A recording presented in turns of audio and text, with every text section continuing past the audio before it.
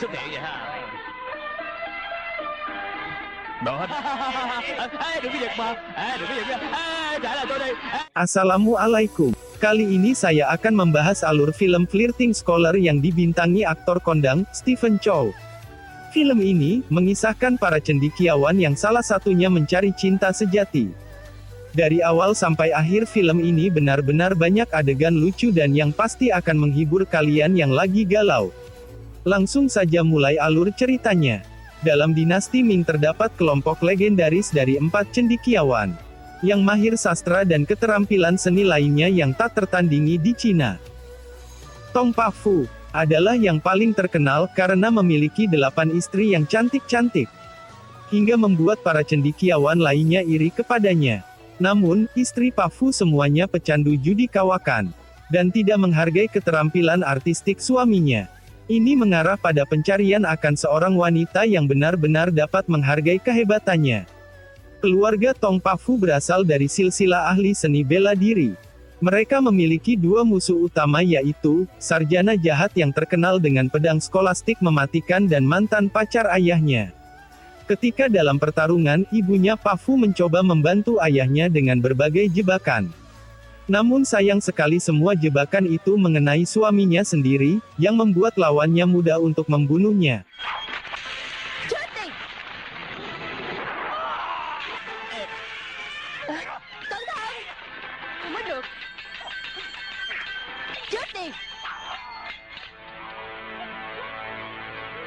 Karena persaingan ini, Tong Pafu dilarang oleh ibunya untuk menggunakan seni bela diri apapun, terutama golok bayangan dan tenaga dalam.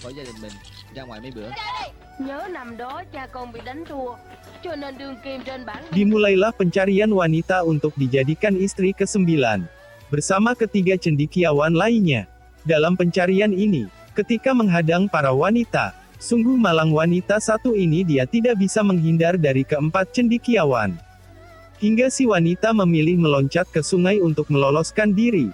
Kemudian mereka melihat sosok wanita tampak kesepian di atas jembatan. Pafu pun disuruh mereka untuk mendekati dan merayunya, supaya teman-temannya bisa belajar bagaimana cara merayu wanita. Karena di samping pandai membuat lukisan, si Pafu juga jago menggaet wanita. Kemudian didekatilah wanita itu lalu menyapanya. Dan tidak menyangka, ternyata ia bukanlah wanita tulen, melainkan waria sejati. Lalu si waria itu malah menodongnya. Đúng vậy, là giật.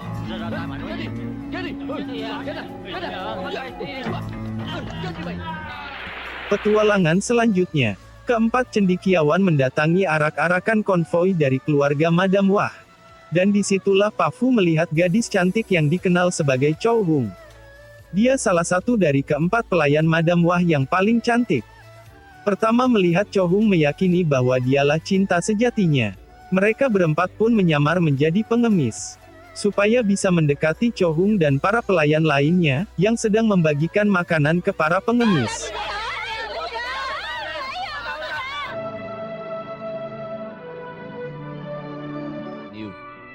Tôi đã tìm được cái lý tưởng của tôi rồi. Di sini hatinya mulai meleleh. Lanjut ke pengejaran cinta sejati.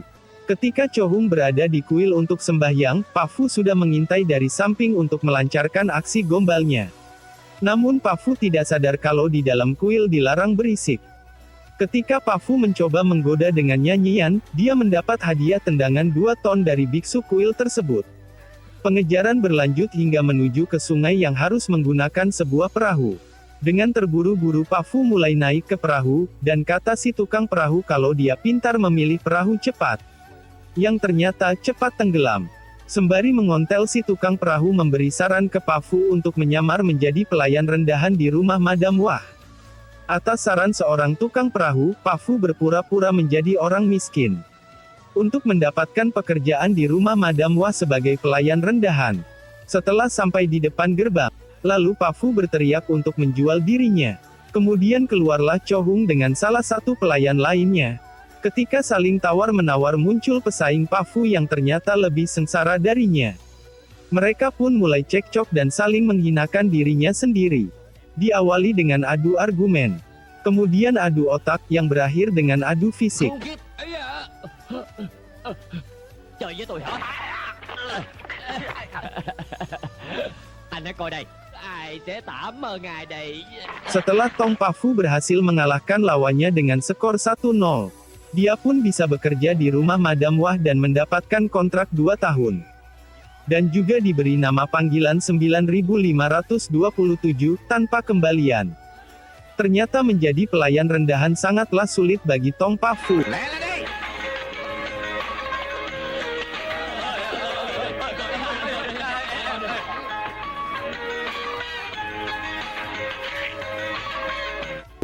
Suatu ketika dia melihat layang-layang bergelantungan di udara, dan kemudian bergegas pergi mendekatinya. Ternyata para pelayan wanita Madam Wah tak terkecuali Cho Hung sang pujaan hati, sedang bermain layang-layang. Yang kemudian muncul ide, untuk memutus tali layangan itu dengan skillnya. Setelah layangan tersangkut, para pelayan meminta 9527 atau Pafu untuk mengambilkan layangan tersebut. Ketika memanjat mengambil layangan, tidak disangka dia malah terpleset yang membuat dia jatuh dari ketinggian hampa udara. Yang membuat Cho Hung merasa kasihan padanya, dan memberikan ciuman kepada Pafu. Semua itu ternyata cuma hayalan si Pafu belaka. Setelah selesai berhayal, tampaknya dia sengaja terpleset agar bisa seperti dalam hayalannya. Tapi malah muncul si Mandor yang menangkapnya. Mandor pun marah besar, karena diam-diam Pafu telah melukis Cho Hung. Kemarahan Mandor disebabkan karena lukisan si Pafu yang sangat jelek sekali. Lalu si Mandor memberitahu bagaimana cara melukis yang baik tapi dilarang belajar darinya. Dan diperlihatkanlah lukisannya. Saking bagusnya sampai membuat muntah-muntah orang yang melihatnya. Đây tất cả thưởng thức đi. Bây giờ mày mới biết cái gì là canh chứ. Mày chẳng những lười biếng mà. Tibalah malam di mana Pafu ingin mengutarakan cintanya kepada Cho Hung. Tapi ada sosok wanita cantik yang muncul dan tiba-tiba meninju wajahnya. Si wanita pun marah, karena mengira bahwa Pafu telah melukisnya diam-diam. Hingga membuat viral di seluruh istana. Lalu si wanita memaksa Pafu agar menidurinya malam itu juga. Setelah si wanita terlentang dengan kepasrahannya. Tidak disangka wajah yang imut itu, terinjak kaki pendekar yang belum diketahui identitasnya. Usut punya usut, si pendekar adalah salah satu tim geng Ciu Geng. Dan malam ini Cho Hung akan diculik oleh 4 pendekar sakti mandraguna tersebut. Yang keempatnya jatuh cinta kepada Cho Hung sebelumnya. Lalu Pafu berpura-pura ingin menunjukkan kamar yang ditempati Cho Hung.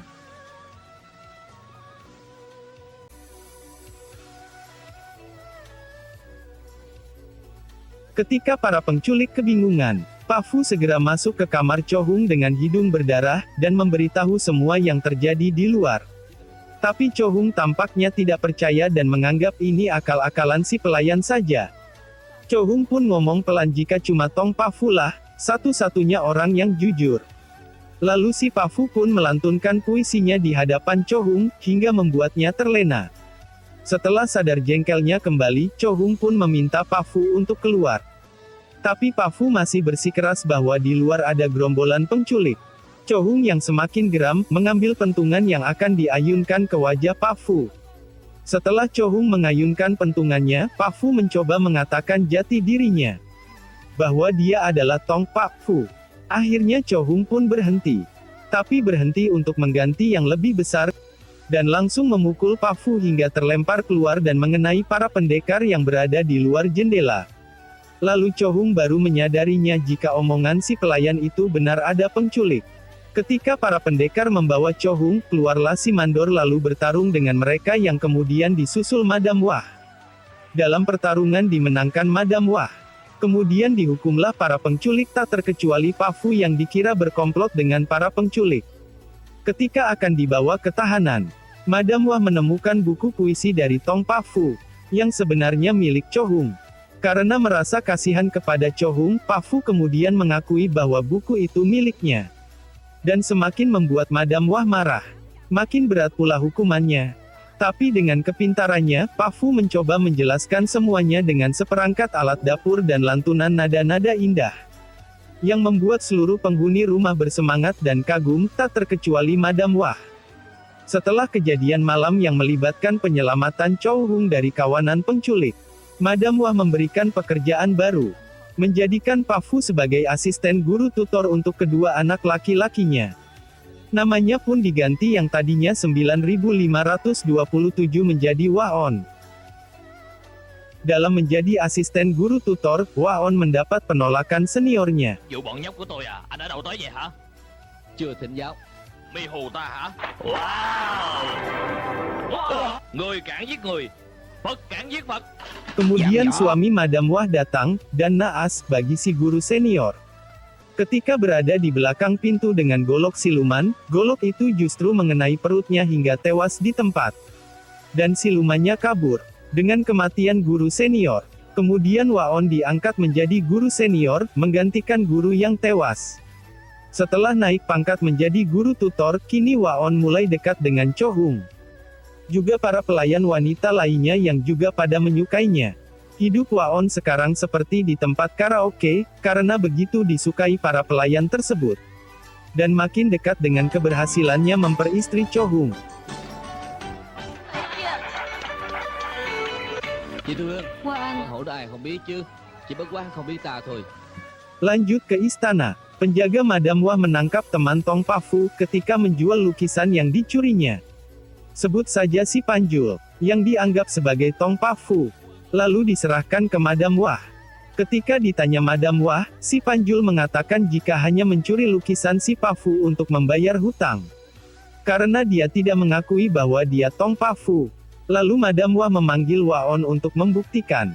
Kini si Waon dalam kesulitan, namun berbagai muslihat dipakai untuk merahasiakan jati dirinya. Meski menutupi wajahnya dengan banyak stiker, temannya masih mengenalnya. Namun Waon membisikkan ke si Panjul supaya tutup mulut, berbagai tipu muslihat pun dimainkan untuk membohongi Madam Wah. Kemudian temannya ini mendapatkan hukuman dari Madam Wah, yang diserahkan ke putri tak punya malu. Kemudian dia pun dikurung di tempat tahanan. Ketika berada di tempat tahanan, Waon ingin membebaskannya, namun terlihat si putri tak punya malu keluar dari tahanan dengan riang gembira. Lalu si Waon segera masuk mencoba membebaskan temannya tersebut. Dia malah tidak mau dikeluarkan dari penjara, sebab dia banyak hutang dan juga ada wanita cantik yang menghiburnya. Setelah mereka banyak berbincang-bincang, kemudian ada yang datang yang ternyata Cho Hung. Waon pun segera bersembunyi. Kedatangan Cho Hung, karena ia mengira tahanan ini adalah asli Tong Pa Fu. Ketika ditanya, si Panjul ini mengambil kesempatan karena Cho Hung mengagumi Tong Pa Fu. Dia pun mengatakan jika dia Tong Pa Fu, yang membuat si Waon geram. Cho Hung yang mengidolakannya terlena dibuatnya hingga hampir termakan tipu daya si Panjul. Mereka pun berpelukan dan akan melakukan adegan ciuman. Namun, sebelum adegan perciuman terjadi, putri tak punya malu datang dengan pakaian yang garang. Cho Hung lalu bersembunyi yang kemudian ternyata ada Waon di sana. Kemudian mereka melihat pertunjukan kedua temannya itu. Dạ. Thêm cái nữa đi. Cứ gọi. Kembali ke istana, Madam Wah kedatangan tamu Pangeran Ning dan sarjana jahat, juga cendekiawan terkenal di tempatnya. Kedatangan mereka untuk memperlihatkan lukisan Tong Pa Fu, namun Madam Wah tidak percaya jika itu asli. Cho Hung yang memahami lukisan, disuruh Madam Wah melihatnya. Cho Hung pun mengatakan jika itu bukan lukisan asli Tong Pa Fu. Merasa mereka ahli dalam hal lukisan Tong Pa Fu. Pangeran Ning meminta menunjukkan lukisan asli Tong Pa Fu. Namun Madam Wah justru membenci keluarga Pa Fu, dia pun mengatakan jika tidak memiliki lukisannya namun ada orangnya, yang sedang menginap di rumahnya. Kemudian dipanggillah Pa Fu KW. Setelah dipanggil, dia disuruh membuat lukisan tentang ayam, dan harus bagus yang memiliki makna. Setelah melukis, hasilnya sangat menguras perut. Lalu si cendekiawan, mengatakan jika itu hanya seekor anak ayam yang sedang makan. Kemudian si Panjul menambahkan gambaran matahari. Sehingga menjadi induk ayam, bukan lagi si anak ayam. Dalam kepintarannya membuat lukisan, si Panjul dihadiahi Madam Wah meja belajar untuknya. Kemudian cendekiawan bawaan Pangeran Ning mencoba menantang adu pantun suami Madam Wah, yang tidak memiliki keterampilan apapun selain membuat anak. Waon pun datang, dan membalas pantun si cendekiawan bawaan Pangeran Ning.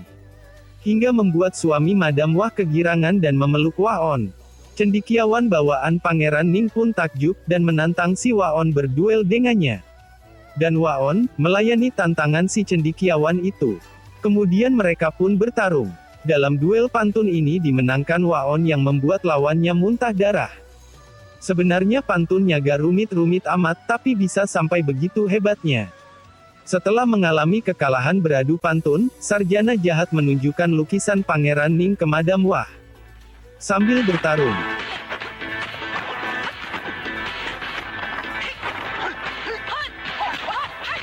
dan Madam Wah kewalahan melawannya. Lalu Waon turun tangan hingga merusak lukisan Pangeran Ning, dan membuat Pangeran Ning marah besar. Kemudian Waon mengatakan jika ada lukisan asli disimpan di istana Madam Wah. Lalu segera menarik Cho Hung untuk membantu membuat pengganti lukisan Pangeran Ning. Cho Hung yang panik berpikir, apa mungkin bisa membohongi Pangeran Ning dengan lukisannya. Ketika Cho Hung masih memikirkan bagaimana cara membuat lukisannya, Waon sudah selesai dengan lukisan tersebut. Kemudian bergegas dibawa ke hadapan Pangeran Ning. Dipanggil si cendekiawan yang masih muntah darah tadi, untuk meneliti lukisan itu. Asli ataukah palsu? Kemudian dilihatlah lukisan itu, dan ternyata lukisannya benar-benar asli, tapi masih basah. Mereka semua terkejut tak terkecuali Madam Wah dan Cho Hung. Kini kedok si Waon mulai terbongkar. Pangeran Ning yang merasa terhina kencing di istana. Gak tahu kebelet apa memang toilet Madam Wah rusak. Pangeran Ning lalu bergegas pergi, dan mengancam akan membunuh seluruh keluarga Madam Wah. Phải rồi. Còn cái bà Hoa phu nhân. Karena Waon telah menyelamatkan martabat Madam Wah, dia pun diberi teh Madam Wah sebagai rasa berterima kasih. Tapi teh itu sudah ada racunnya, Madam Wah pun masih mencari pembuktian ke Waon. Yang ternyata Madam Wah adalah mantan pacar ayahnya, yang di PHP-in. Phu nhân hiểu là tôi đang nói gì không vậy? Hả? Ta hiểu. Nếu ngày hôm nay phu nhân à. Thiệt không đó? Bà nói đừng có nuốt lời nha. Kemudian dia mengakui bahwa dia adalah Tong Pa Fu. Lalu Mandor dan para prajurit Madam Wah mengepungnya. Meskipun begitu Pa Fu tak gentar menghadapinya. Kalau cuma prajurit seperti itu, tidak akan bisa membunuhnya. Namun Madam Wah memberitahu bahwa teh yang diminum sudah diracuninya. Perdebatan pun terjadi, saling mempromosikan merek racun mereka. Trong vòng một ngày võ nghệ Như vậy, còn người bạn nào ăn ngậm cười nửa thuốc ngủm của tôi rồi? chắc chắn hiệu nghiệm. Setelah selesai mempromosikan racun mereka, Madam Wah menelan racun dari Tong Pa Fu. Hingga keduanya sekarang keracunan. Akhirnya Pa Fu dipenjara, dalam penjara dia ditemani Cho Hung sambil membawa banyak obat untuk mencari penawarnya. Mereka pun bercanda sepanjang malam, dalam candaannya ternyata Pa Fu tidak benar-benar meracuni Madam Đâu Wah. có lời độc đáo như vậy chứ, anh nói đại thôi mà. Anh kỳ quá à. Cho Hung dan pelayan lainnya memohon pada Madam Wah untuk membebaskan Pa Fu. Namun Madam Wah menolaknya. Hingga sarjana jahat datang untuk membunuhnya, berbagai jurus Madam Wah mencoba melawannya. Đúng không ngờ mà tôi nói cái tay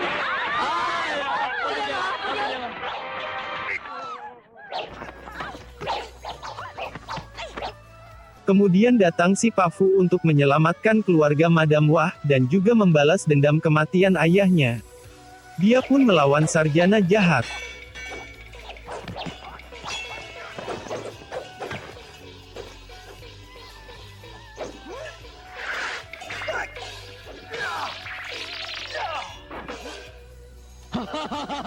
Hết thằng cha ngu đến thằng con ngu. Chết, coi kỹ đi. Cũng chết như thường đó. Setelah Pa Fu berhasil membunuh sarjana jahat, Madam Wah akhirnya memberikan Cho Hung sebagai istri Pa Fu. Dalam pernikahannya Pa Fu mendapatkan kesulitan karena syarat-syarat Madam Wah. Cắt núi đánh chân. Gấp đôi lên.